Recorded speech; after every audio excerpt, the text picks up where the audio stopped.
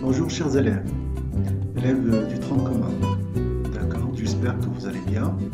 Alors, on va voir aujourd'hui une pièce en 3D qu'on va essayer de représenter presque toutes les faces, bien les faces essentielles qui permettent de visualiser la totalité de la pièce 3D. Alors, comme vous voyez, donc ici, on va faire quelques projections. D'accord? Donc, quand on vous demande de faire ou de réaliser les différents types de vues, alors la première vue qu'on doit s'intéresser, c'est la vue de face. D'accord? Donc, souvent, la vue de face, on la trouve au milieu, c'est-à-dire soit à droite, soit il a une autre vue à droite ou à gauche, ou au-dessus ou au-dessous.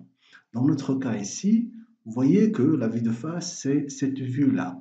D'accord? Donc, on va essayer de voir à gauche de cette vue de face, on va essayer de projeter la vue de droite. Donc, par exemple, ici, vous voyez que cette vue-là, c'est une vue de gauche.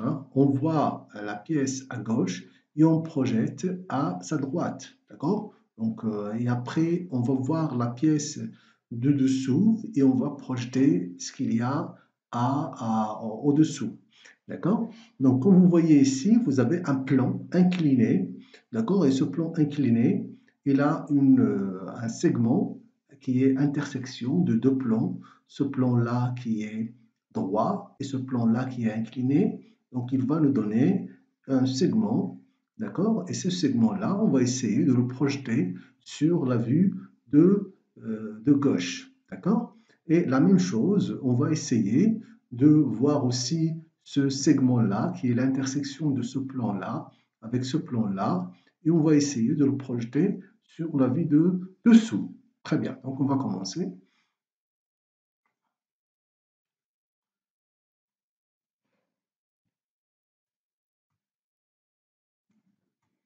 Donc, on va commencer par...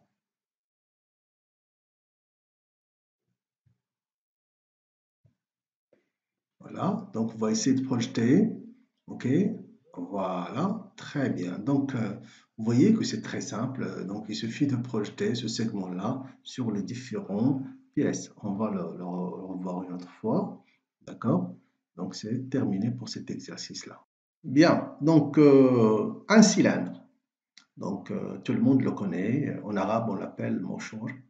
D'accord? Donc, un cylindre, c'est l'élément droit, c'est l'élément usuel qu'on utilise. Donc, vous voyez, un cylindre, il est connu surtout par son axe de révolution. C'est une pièce qui est symétrique. D'accord? Donc, vous avez la génératrice, première génératrice, deuxième génératrice, troisième génératrice, quatrième génératrice. D'ailleurs, comme vous voyez ici, la forme, c'est un rectangle, forme d'un rectangle.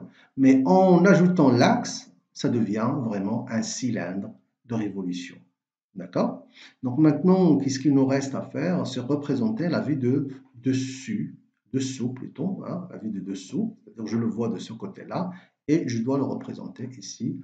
Ça, c'est une forme très très simple. Vous devez le savoir. D'ailleurs, on le voit. D'accord? Très bien. Donc je crois que vous l'avez fait. On passe directement à la correction. Donc à l'aide d'un compas, je prends les mesures du grand cylindre et je trace le cercle qui représente le cylindre. Vous voyez que c'est très simple. Bien, alors cette fois-ci, on va voir un autre exemple, un autre type de pièce. Donc cette fois-ci, la pièce, il est cylindrique, comme vous voyez.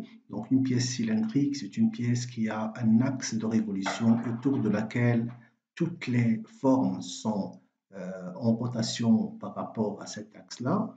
Et d'ailleurs, cette pièce-là, elle présente un axe de symétrie ou plusieurs plans de symétrie. D'accord?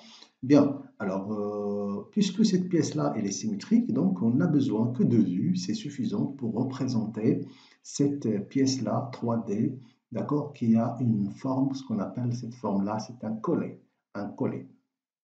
Bien, alors, premièrement, on va choisir une vue, donc on va considérer que c'est la vue de face, puisqu'on veut le voir de cette face-là. D'accord? Et on va essayer donc de représenter la vue de dessous, de ce côté-là, et on va la représenter au-dessus de la vue de face. Bien. Alors, si on voit maintenant de ce côté-là, qu'est-ce qu'on va voir? Bien, alors, on va voir ce petit cercle-là, d'accord? D'ailleurs, ce cercle-là, il représente un trou, ce qu'on appelle un trou débouchant, c'est-à-dire qui passe de l'autre côté, يعني qui يمشي حتى للراس, ok? Bien, et un cercle, d'accord, qui représente le cylindre moyen, et vous avez un autre cercle qui représente le grand cylindre, d'accord? Bien, donc bien sûr, à l'aide d'un compas, donc vous voyez cet outil-là, c'est un compas. À l'aide d'un compas, on va essayer de prendre les mesures et de projeter la forme qu'on va voir. D'accord? Donc si on veut voir de ce côté-là, vous voyez que le trou, on va le voir, hein? Mais si on le voit de la face, il sera caché. D'accord? Comme vous le voyez ici, il est caché.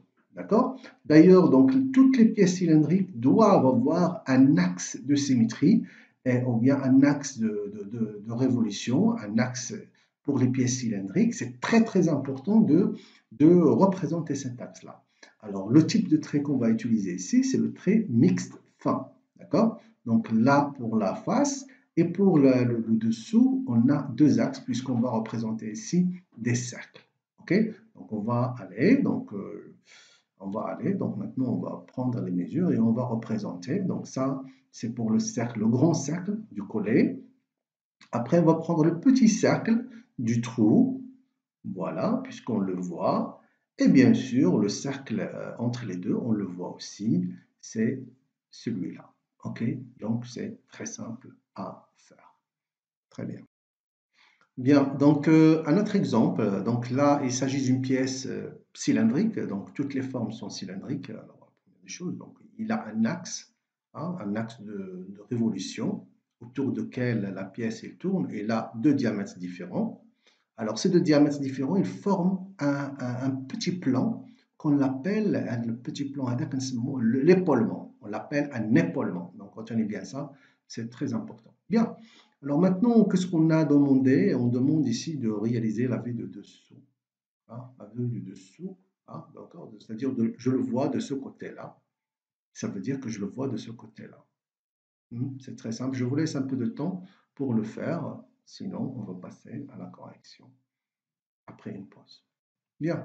Alors, première des choses qu'on doit faire, je prends le grand diamètre puisque je le vois, c'est très clair. Voilà, c'est le diamètre qui est en rouge. Et je prends le petit diamètre puisque je le vois aussi, je le représente. Ça, c'est très simple. OK? Donc, je crois que... Bien, donc je continue avec un autre type de pièce, toujours 3D. Donc, il s'agit d'une pièce de forme cylindrique. Oui, en général, c'est une forme cylindrique, mais il présente une forme, comme vous voyez, la génératrice, elle est inclinée. Oui, c'est une forme conique. D'accord? Donc, la forme de la pièce, on dit que c'est une pièce conique. Alors, cette partie-là, c'est une partie cylindrique et cette partie-là, c'est une partie conique. D'accord? Donc, comme vous voyez, si je vois la pièce de ce côté-là, je vois comme ceci. D'accord? La partie cylindrique, c'est celle-là. D'accord? Donc, vous avez, je présente cette génératrice-là et cette génératrice-là, cette génératrice-là, cette génératrice-là. Donc souvent la pièce cylindrique en face, on le voit à l'aide comme un rectangle. Mais en ajoutant l'axe de révolution, on sait très bien que ça c'est une pièce cylindrique, d'accord? Et vous avez la forme inclinée des deux génératrices. Et là, vous avez le petit trou. Donc la forme conique d'ailleurs, elle est connue par un petit diamètre et un grand diamètre. D'accord? C'est ce qui fait la forme conique. Alors maintenant, on va voir cette pièce-là de ce côté-là, c'est-à-dire de dessous, et on va le présenter au-dessus. D'accord? À l'aide, bien sûr, des axes de rotation qu'on va avoir. D'accord? Donc, les pièces coniques ou cylindriques qui sont des pièces symétriques, on le représente souvent à l'aide de deux vues. Ils sont suffisants pour représenter entièrement la pièce 3D. Bien, alors donc je vous laisse un peu le temps de réfléchir pour voir quelles sont les formes qu'on va faire pour représenter la vue de dessous. Donc, mettez une pause et faites une réflexion et après, je passe à la correction. Bien. Alors, donc toujours à l'aide d'un compas, je prends le grand cercle, ou le grand cercle représente le cylindre, ou le grand diamètre, et je prends le petit diamètre qui représente le petit diamètre du cône, et ça y est, c'est terminé. J'ai représenté entièrement la pièce conique. Très bien. Alors, un autre exemple d'entraînement. Donc, première question que je dois me poser, c'est quel est le type de la pièce 3D qui est devant moi? Est-ce que c'est une pièce prismatique ou une pièce cylindrique? Alors, cylindrique, ça veut dire qu'il a un axe de rotation, mais je ne vois pas d'axe de rotation. La pièce n'est pas cylindrique, donc c'est une pièce prismatique. Ok? Bien. Deuxième des choses, je dois déterminer sur ces vues-là la vue de face. Alors, comme je l'avais déjà dit, la vue de face, c'est la vue. À droite ou à gauche, il y a une autre vue, et au-dessus ou au-dessous, il a une autre vue. Est-ce que celle-là, c'est la vue de face? Alors, je vais voir. Alors, il a à gauche une vue, oui, mais est-ce qu'il a au-dessous ou au-dessous? Non, donc ce n'est pas une vue de face. Est-ce que celle-là, c'est une vue de face? Alors, apparemment, il a une vue au-dessus, mais est-ce qu'il a une vue à droite ou à gauche? Non, donc ce n'est pas une vue de face. La vue de face, c'est celle-là. D'accord? Et bien sûr, à partir de cette vue de face, je vais, donc, on a une forme. Cette forme-là, d'ailleurs, il s'appelle une rainure. C'est cette rainure-là que vous devez représenter sur les différentes vues. D'accord? Ce sont des projections simples. Donc, on va projeter ce segment-là, ce segment-là, ce segment-là, ce segment-là. Alors, la projection voit l'isqat. D'accord? Donc, نديرو الإسقاط على واحد البلان. Le plan qui est parallèle souvent à la vue. D'accord? Donc, je laisse un peu de temps pour réfléchir et après on passe à la correction. Bien, donc vous voyez que c'est simple. On le voit de ce côté-là, mais c'est caché. Alors de l'autre côté, c'est clair. D'accord? Vous voyez qu'elle est très simple à réaliser. On va le voir encore une autre fois. OK? Et c'est terminé. Et merci pour votre attention.